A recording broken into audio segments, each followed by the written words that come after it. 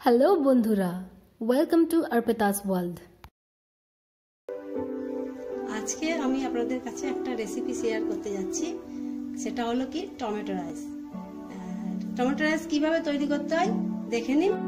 প্রথমেই বলে দিই, যদি এই ভিডিওটা আপনাদের পছন্দ হয় তাহলে লাইক করবেন আর আমার এই চ্যানেল সাবস্ক্রাইব করবেন। এই রেসিপিটা বানানোর জন্য কি কি লাগছে চলুন আমরা দেখে নিই।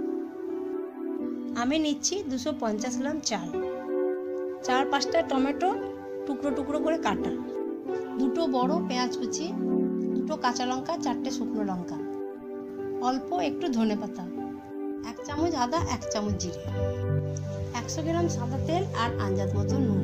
প্রথমে কড়াই তেল গরম করলাম, তারপরে 4টি শুকনো লঙ্কা দিলাম, 2টো কাঁচা লঙ্কা দিলাম,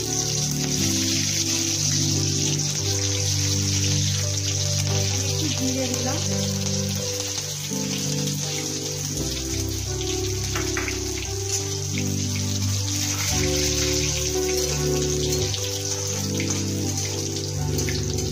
এগুলো ভাজা ভাজা হয়ে গেলে পেঁয়াজ দিলাম। পেঁয়াজটা একটু ভাজা ভাজা হয়ে গেলে এতে আমি টমেটো কুচি দেবো, আদা কুচি দেবো, নুন দেবো,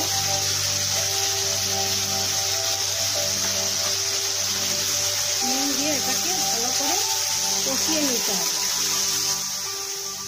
টমেটোটা ভালো করে কষিয়ে ওর মধ্যে আমি চাল আগে থেকে ধুয়ে রেখেছিলাম, 10-15 মিনিট আগে থেকে চালটা ধুয়ে রাখতে হবে।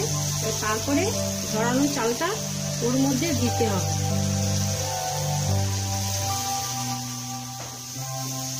এটাকে ভালো করে একটু নেড়ে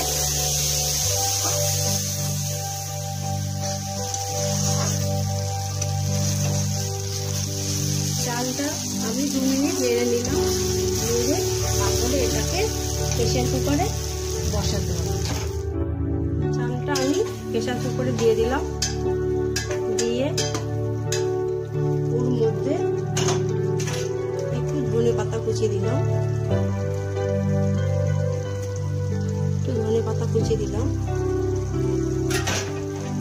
একটু নেড়ে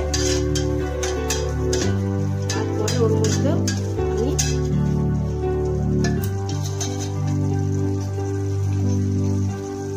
বাটি জল দিলাম। জলটা আন্দাজ মতো দেখার জন্য চালের মাঝখানে একটা খুন্তি একটা দিলাম, দিয়ে দেখলাম ঠিক খুন্তিটা জলটা যতটা ডুবে আছে সেটি যাতে 3 আঙুল হয়। 3 আঙুল হলে বুঝতে পারবেন ওই জলটাতে চালটা আমার হয়ে যাবে। এইবার আমি কুকারে ঢাকনা লাগালাম। ঢাকনা লাগিয়ে আমি এতে 2টো সিটি দেব, তারপর নামিয়ে দেব।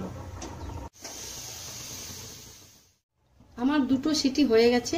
এবার আমি কুকারটা নামিয়ে নেব। নামিয়ে 10 মিনিট এমনি রেখে দেবো, তাতে ভাপে যেই চালটা কাঁচা থাকবে সেটা সেদ্ধ তৈরি হয়ে গেছে। আর আপনারা এটা নিজেরা বানিয়ে খেয়ে দেখুন কেমন হয়েছে। আমার রেসিপি যদি আপনাদের পছন্দ লাগে তো খেয়ে দেখুন। যদি এই ভিডিওটা আপনাদের ভালো লাগে তাহলে আপনারা লাইক করুন আর আমার চ্যানেলটাকে সাবস্ক্রাইব করুন।